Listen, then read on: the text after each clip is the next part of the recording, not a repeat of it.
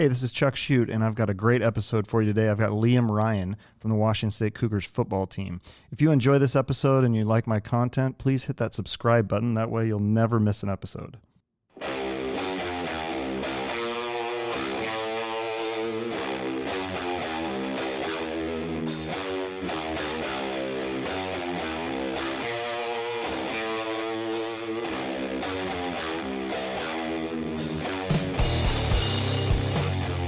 Welcome to the Chuck Shute podcast. I'm excited again. Yes, I say it every episode, but I am very excited. I've got a great guest today. It's exciting because it's the first sports guest I've had, and it's not easy to get athletes or sports people for some reason. I don't know. It's kind of like, I guess I kind of have flashbacks to high school where I was not part of the jock club. So it's just, it's still kind of that way where it's hard to get in there with the jocks. But somehow I weaseled my way in today, and I was able to get this interview with Liam Ryan. It's probably my shortest, no, it definitely is my shortest interview that I've had.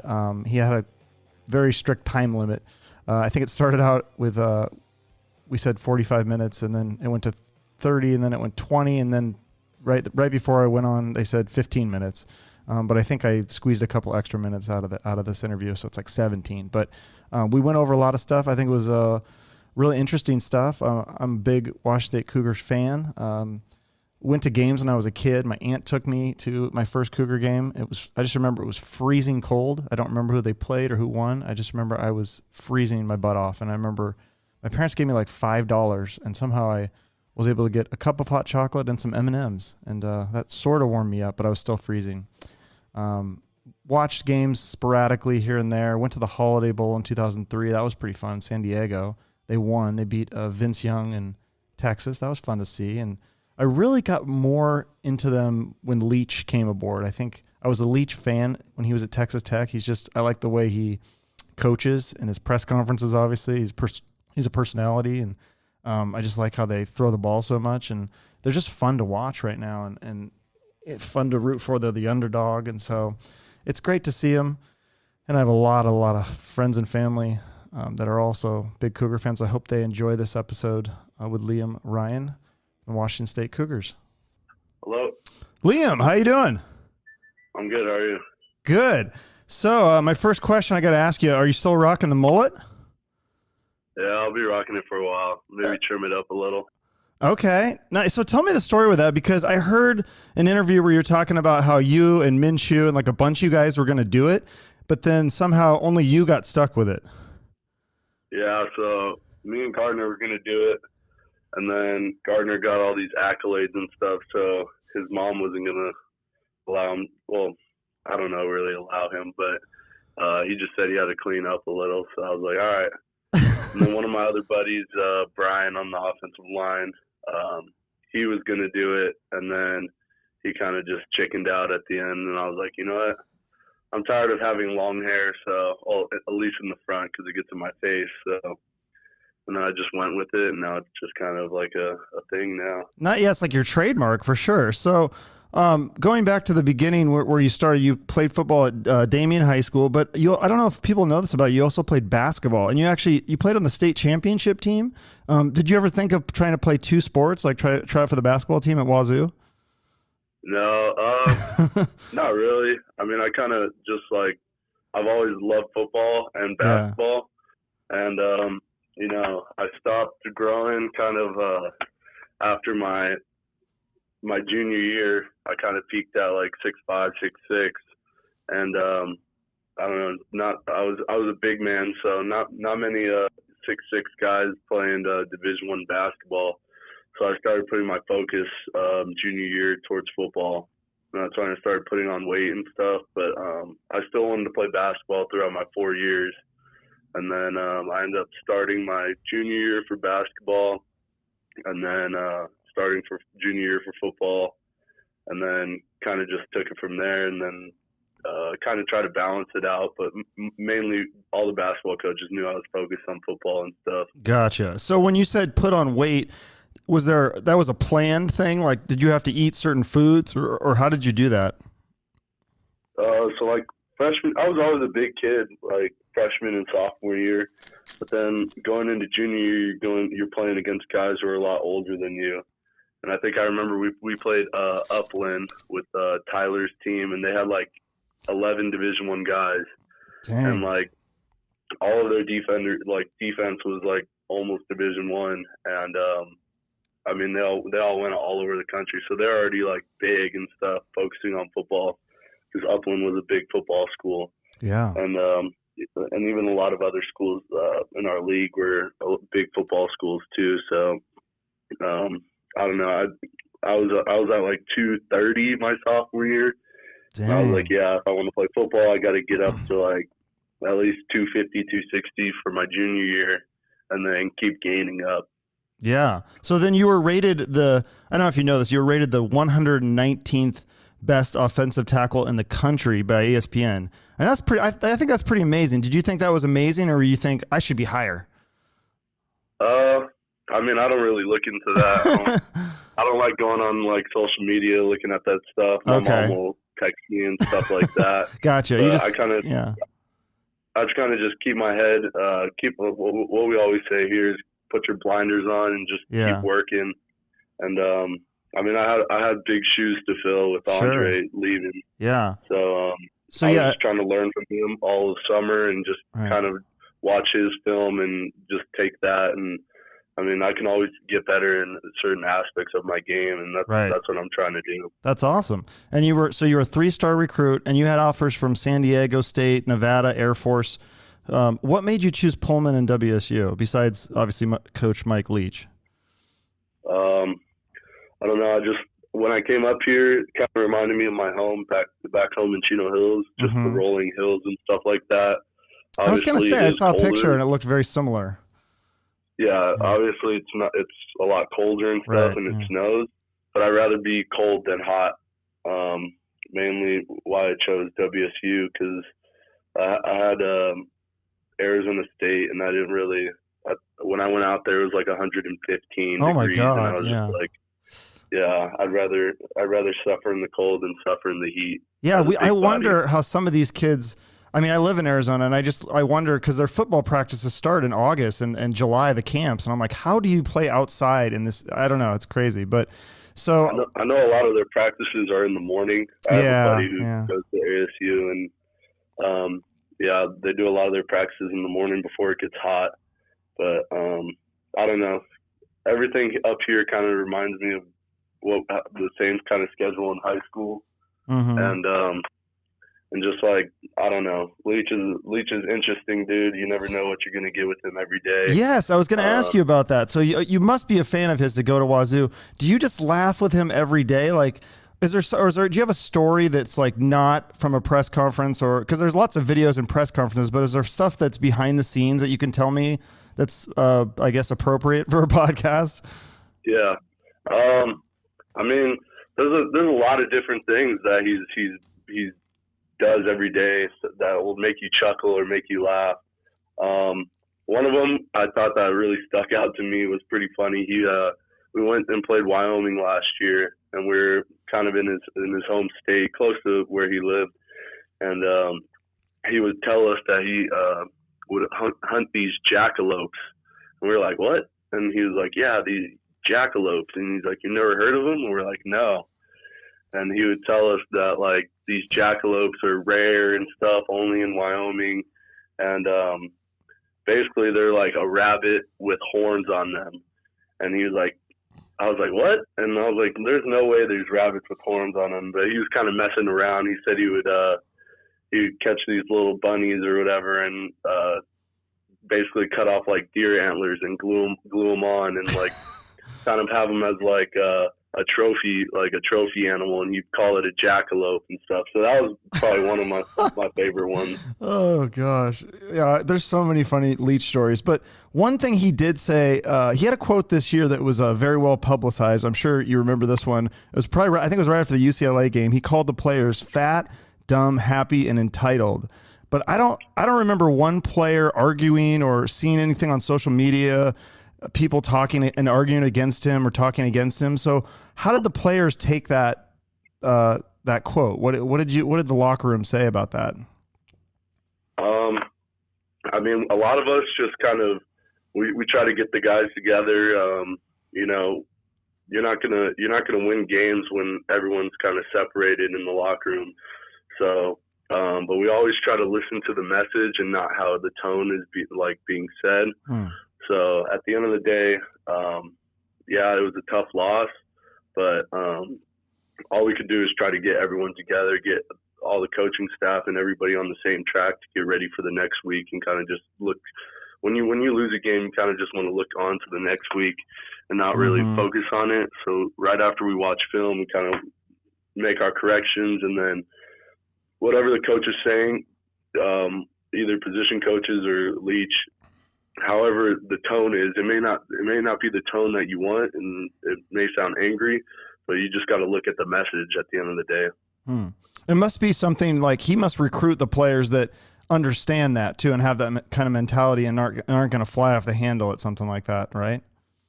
Yeah, I mean, they all try to recruit good guys and guys who are going to take care of their stuff and not be a liability off the field. And I mean, he definitely recruits that, but I definitely think it was brought from the older guys. So when I came here, it was definitely brought upon by Cole Madison, Peyton Pallure, all those older guys that were here. And it was kind of a standard that we've upheld for a couple of years, and I think that's why we've been successful. And this last year wasn't really the way that we've gotten it, but that we wanted. But at the end of the day, we're going to keep everyone together and uphold our standard that we have here. Yeah, no, that's great.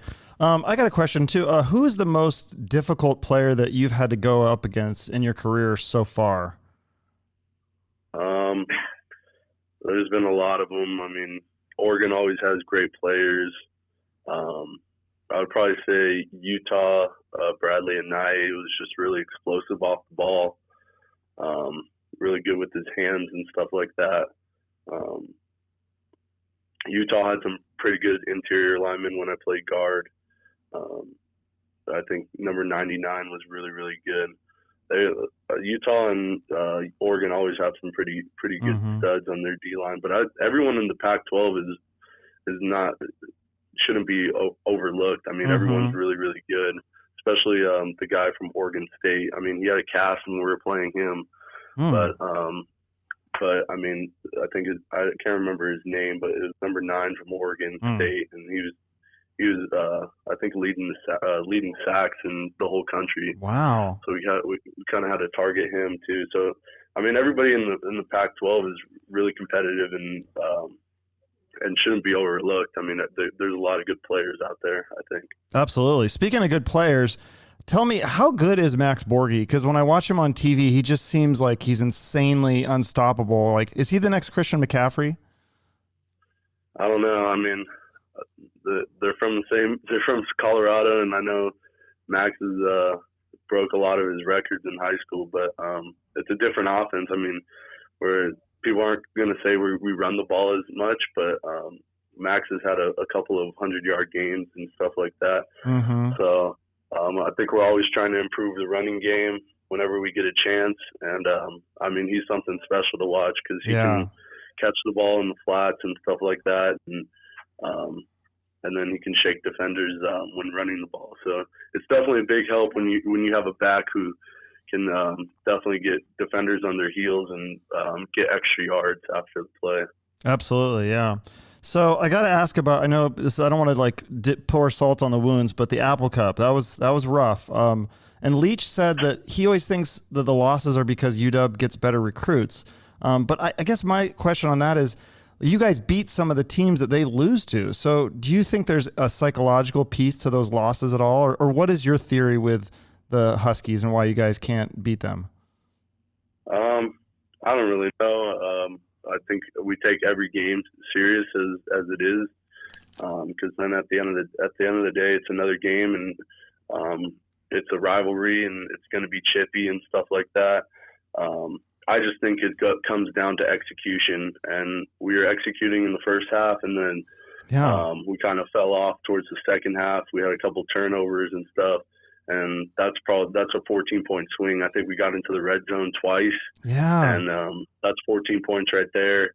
and I think the first drive we took a field goal, and I think we had a penalty or something like that, and kind of took us back out of the red zone. So I think it comes down to all of execution. People are going to say our offense is easy to cover and stuff like that, but it's just repetition and basically being precise with what we do every play that we get. And that's basically like our offense is based on is consistency. If you're not going to be consistent, you probably won't play here. But that's what we have to do every game, and even coming up against this bowl game, because Air Force is going to have the ball a lot because they run the ball. So yeah, they do run the ball. But so do they? What can you tell me? I know they run the ball. I think they're one of the best running teams in the country. But what can you tell me about their defense? Have you studied it at all, or? Yeah, we watched a lot of film on them. I think they're pretty undersized compared to what we've seen, but they play super hard and passionate about what they do. And you can't take anybody lightly, and especially in academy school, they're going to play super hard. And I expect it to be a really, really big battle out there, and it's going to be a fun game, I think. Do you have a score prediction? No. Okay. Just hopefully, I'm just trying to go into the break and get a win and have another winning season, because that's what we're all about. We want to have another winning season. Oh, absolutely, yeah. I heard an interview the other day with Leach where he was asked about players who skip bowl games because they don't want to get hurt for the NFL draft, and he said that he thinks that's you're kind of abandoning the players and the coaches that helped get you there. Do you agree with that statement, or do you think it's okay for players to skip their bowl games so they don't get injured? I mean, it just depends with every person. Some person could be have injuries over their years, and they're just trying to save their bodies for their future in the NFL. But I mean, I think they should play, and players who kind of opt out, it does leave them out to dry. And you've worked so hard all season just to get to a bowl game, right? Why not play? And you have one more opportunity, and it could be your last opportunity to play. Yeah. With your college team, so definitely. But yeah, I think it just depends with every player's situation. You don't know what anybody's going through. So, but I'm definitely going to try to play all my senior year games. And yeah, I look forward to that. So I know you got to get going here, but I did have one more question. For next year, if we're looking forward to next year, do you have any prediction on who will be the starting quarterback? Because it seems like that's kind of up in the air right now. Like, who do you think is just based on the practices you've seen, which quarterback is the front runner? I mean, they're all good. I mean, Gage came in too from Eastern Washington, and he's a great player too. But I think it just comes down to being consistent and controlling a huddle. So all these guys have been around here, or I think Gunner and Cameron, and there's a couple other guys who have been around here. And then I'm hearing a lot of things about this freshman coming in. I mean, whoever can control a huddle, I mean, at the end of the day, I'm going to say what has to be said in the huddle, but it can't all be just from me. That he's leading our team, and he has to be the guy who comes in the huddle, being most consistent with his play, and then basically taking the offense by reign. Definitely. Well, I know you got to get going, so I do want to thank you so much for just doing this quick little interview with me here. I look forward to I'll see you guys at the Cheez-It Bowl.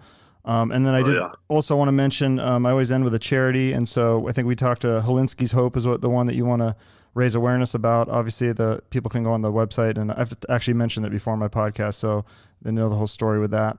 Raise awareness of mental health issues. So is there anything else you'd like to say before we wrap up? No, I think that's good. Probably Tyler's whole Hilinski's Hope thing, raise awareness for people who are mentally down, and there's always people around for help and stuff like that. So absolutely, definitely preach that. And if you're going through a hard time, there's always people that's going to be there for you. So absolutely, yeah. Well, thanks so much for taking the time to do this interview. I know you're super busy, and I wish you a lot of luck against Air Force this Friday, and I'll be there. So go Cougs! Yeah, go Cougs! Thank you. Okay, thanks, Liam. Yep. Bye-bye. Bye. Okay. I'll just Bye-bye. go home and. Okay.